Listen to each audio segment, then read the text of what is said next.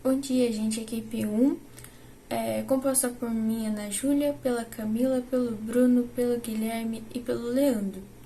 E nós vamos estar falando um pouquinho sobre a cidade de Atenas, que fica na Grécia Antiga. A Atena ela foi fundada no século X a.C. Ela estava localizada na Ática, ao sudeste da Península Grego Central. Ela tinha o solo pouco fértil e a produção de trigo e cevada não dava para alimentar toda a população. As colinas elas favoreciam a plantação de uva e de oliva. E tanto que a indústria do azeite de oliva e do vinho lá era muito favorável. É, as colinas também favoreciam o porto, tanto que lá tinha o porto de Pireu, né, que era um dos maiores portos do Mediterrâneo. E esse porto também ajudou a favorecer a Atenas no comércio marítimo. A Atena ela fazia um intenso comércio marítimo com várias cidades e regiões vizinhas. Ela também fazia comércio com outros povos, por exemplo, com os egípcios, os felícios e os babilônios. Todo esse comércio e essa troca cultural influenciaram muito a Atena, tanto na formação da sociedade deles. A divisão da sociedade de Atenas era formada primeiro pelos eupátrias, que eram os bem-nascidos. Normalmente eram os descendentes dos jônios. Tinha os geórgios, que são os pequenos donos de terra, né, os pequenos proprietários de terras. Tinha os demiurgos, que eram os artesãos e comerciantes. Tinha os tártaros, que são os camponeses e trabalhadores. Normalmente eles viviam numa condição muito precária, bem desumana. E também, por último, temos os matecos, que eram os estrangeiros e os escravos. Lá os escravos podiam ser escravos por dívidas ou pelos prisioneiros de guerra. Enquanto as outras cidades eram relativamente pequenas, Atenas ela soube ampliar o seu território, tanto que no século 8 a.C. ela já tinha dominado toda a Península Ártica. Atena ela foi uma das cidades micênicas, uma das poucas cidades micênicas, né, que foram ocupadas sem interrupção. Ela continuava sendo ocupada, e tanto que foi na invasão dória, quando eles conseguiram expulsar os dórias e preservar a sua independência, que no período homérico que eles passaram a dominar toda a Ática. E durante alguns séculos antes, né, da Atena dominar, ali, antes de significar África, né, dominar ali, essa região ela havia mais cidadezinhas, umas poucas aldeias que existiam naquela região. Com isso, as oligarquias, para tentar acalmar o povo, eles acabaram criando o cargo de legislador. E o primeiro legislador foi Draco. Ele ficou encarregado de redigir as leis e torná-las conhecidas por todos. Tanto que ele criou o Código de Draco, que foi feito por volta de 620 a.C. Isso representou um grande avanço, pois tornou as leis públicas e aplicáveis a todos. Porém, não acabou com a homogeneia econômica dos aristocratas, pois eles continuavam a dominar toda a vida política. Por isso que nem os problemas, e muito menos a ameaça de guerra civil, desapareceu, acabaram. E para acalmar os ânimos, eles acabaram colocando outro legislador, que foi o Solon, e favoreceu o desenvolvimento econômico aos pobres. Ele acabou com o sistema de escravidão por meio de dívidas. Ele conferiu mais poderes para a Assembleia da População dos Cidadãos, né, que era chamada de Eclésia, e vinculou direitos políticos às fortunas e não mais aos privilegiados de sangue ou ligações familiares. Solon também instituiu um novo conselho, que se chamava Bule, eu acho, e um tribunal popular. fazendo com que Atena caminhasse mais alguns passos para a democracia. Mas a democracia, até chegar na democracia, passaram por várias etapas, tanto que eles também acabaram passando por um regime autoritário entre 560 e 527, pelo Pisístrato, que era um governante moderável e favorável à cultura e contava com um grande apoio popular. Mas essa tirania não durou muito, já que, graças ao legislador cristenense, ele fez importantes reformas e que acabaram minando o poder da aristocracia. Ele mudou também o sistema de voto e de representação pública. E foi nesse contexto que surgiu a democracia ateniense. O conceito de democracia só foi surgir na Grécia Antiga, só foi surgir por volta do século V a.C.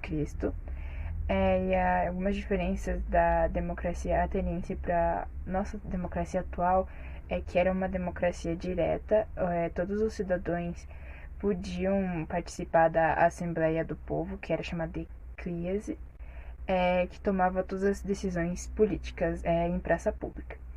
Entretanto, é bom deixar bem claro que quem era considerado cidadão que poderia participar dessas decisões da Assembleia eram homens, adultos maiores de idade, com mais de 18, nascidos de pai e mãe ateniense. E apenas essas pessoas poderiam participar das assembleias. E alguns direitos, os 3 principais direitos que esses cidadãos tinham era a liberdade individual, a igualdade de todos os cidadãos perante a lei e também o direito de falar na Assembleia Pública.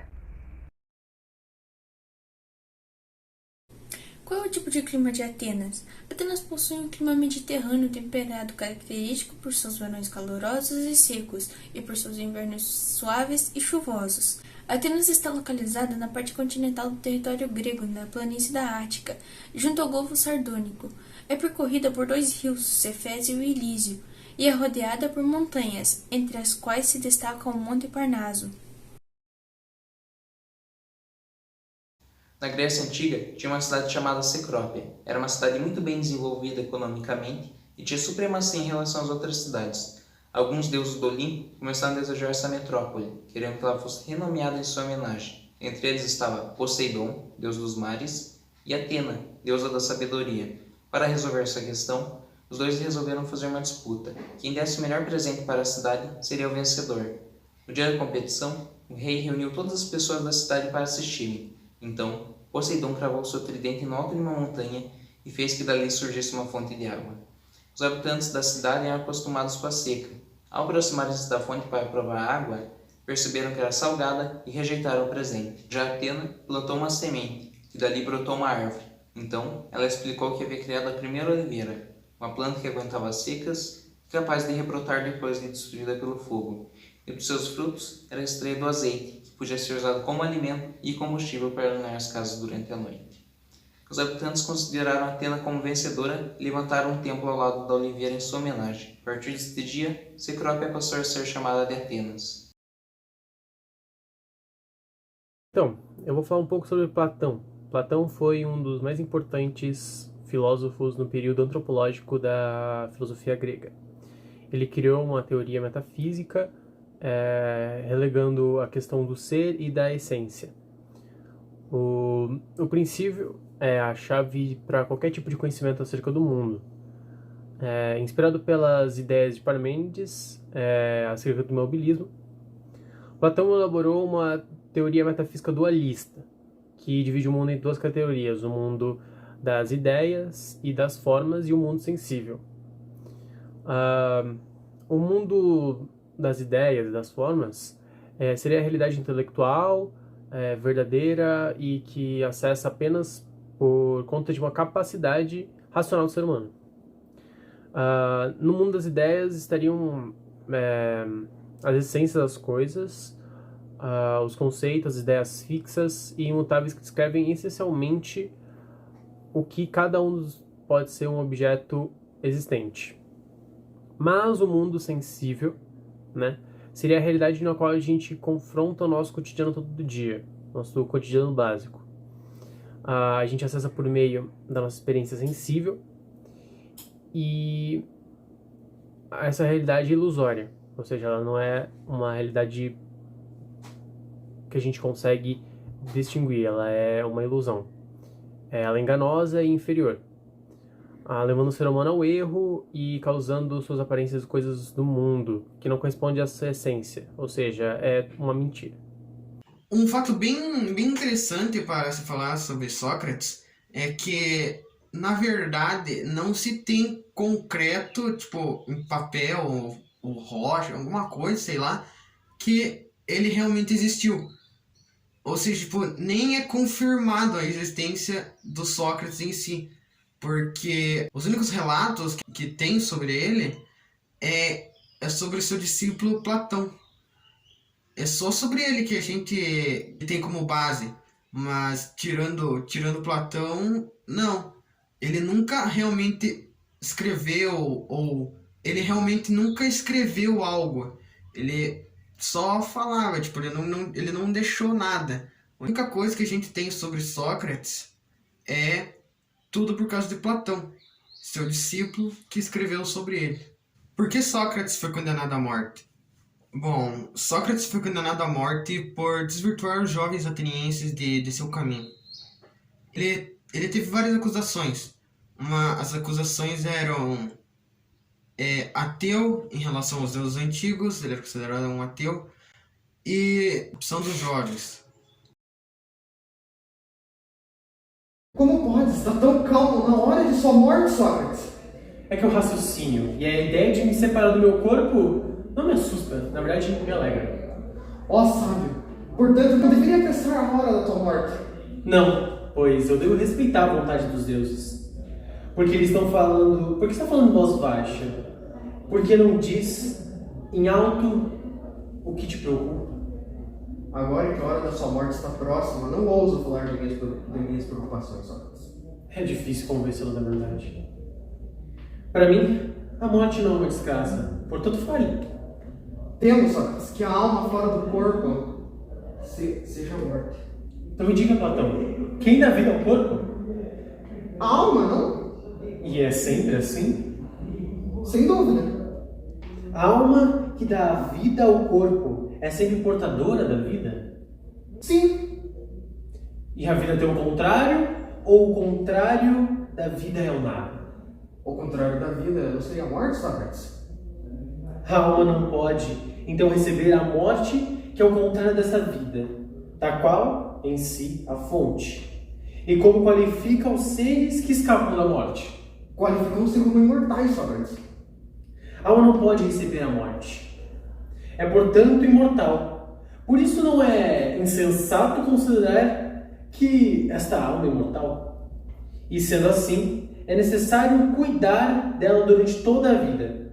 Outra ideia, se a morte fosse o fim de todas as coisas, seria uma coisa boa para os ruins, pois sua ruindade iria embora junto com eles.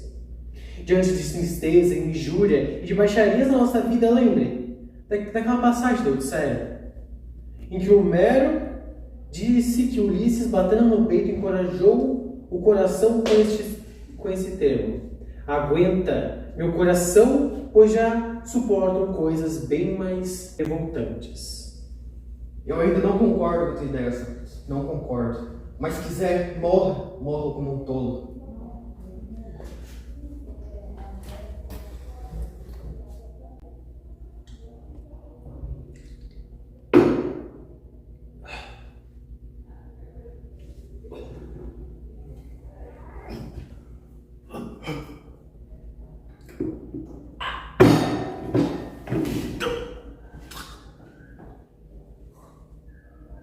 Eu avisei, Sócrates. Morreste como um tolo.